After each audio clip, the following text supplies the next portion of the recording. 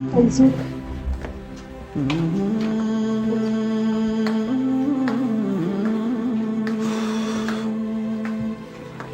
ቀስ ቀስ ቀስ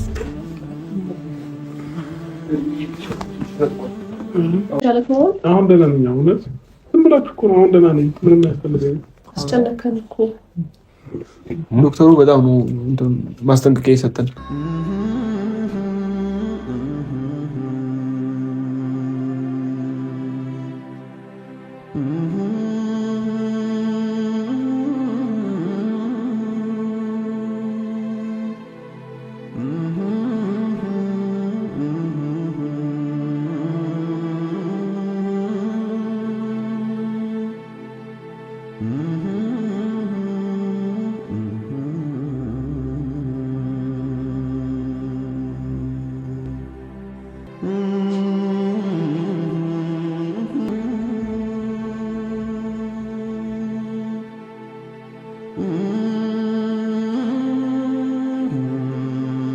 አሁን የወሰድከውን አይነት መድኃኒት ምግብ እየበላህ በየ6 ሰዓት ልዩነቱ መውሰድ አለብህ።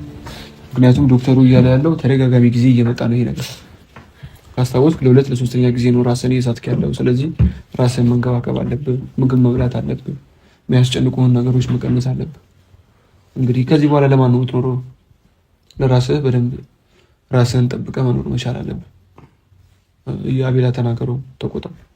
ምን ልቆጣው? እሱ ህፃን ልጅ እኮ አይደለም፣ ራሱን ጠንቅቆ ያውቃል። ከዚህ በኋላ የተፈጠረው ነገር ሁሉ አልፏል። ወደ ኋላ መመለስ አያስፈልግም።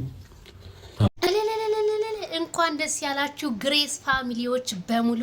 አብርሃም በሰላም ወደ ቤቱ ገብቷል። የምሽት ዜናችን ቤተሰብዬ እንግዲህ አቶ ሄርሜላ አስተያየቷን ራሱ ኦትስኪ እንዴትና እንዴት ነው የምታየው? ዛሬም ራሱ አልጋው ስር ግብት ብላ አብራ ብርድ ልብስ ለብሳለች። እንደ ይቺ ሴትዮ ግን ምንድነው ከሱ ጋር ያላት?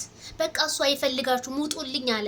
እነሱ ፍጥጥ አብረን ማደር አለብን፣ አብረን ካላደርን። ሄርሜላ ግን እንደ ሙጫ ነው የተጣበሹ ማለት ነው። መቼ ነው ግን? አረ በቃ አይንሽን ንቀይለት በቃ። እንዴትና እንዴት ነው የምታየው? ይኸው ቅፍ ታደርገዋለች፣ ትስመዋለች። ዛሬም እያሻሸችው ነው። መቼ ነው ግን አንቺ ከማሻሸት የምትወጪው? እርግጠኛ ነኝ በሩን ከዘጉ በኋላ ተመልሳ መጣለች። ቪዲዮ ካለቀ በኋላ እርግጠኛ ነኝ እሱ ጋር ልትናምሽ ማለት ነው። ይሄ ቪዲዮ ተቆርጧል። እንዴትና እንዴት ነው የሚያዩት? በቃ ተፋቱት። ይሄ ኑሮውን ይኑርበት። አብርሃም ማሰብ አልቻለም ጋይስዬ፣ ማሰብ አልቻለም።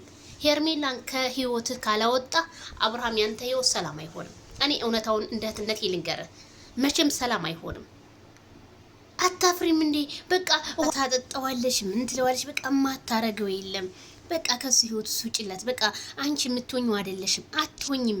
የመጀመሪያ ሚስቱ እያለች እንዴት ሰው ህይወት ውስጥ ገብተሽ ትበጠብጫለሽ? በጣም አሳፋሪ።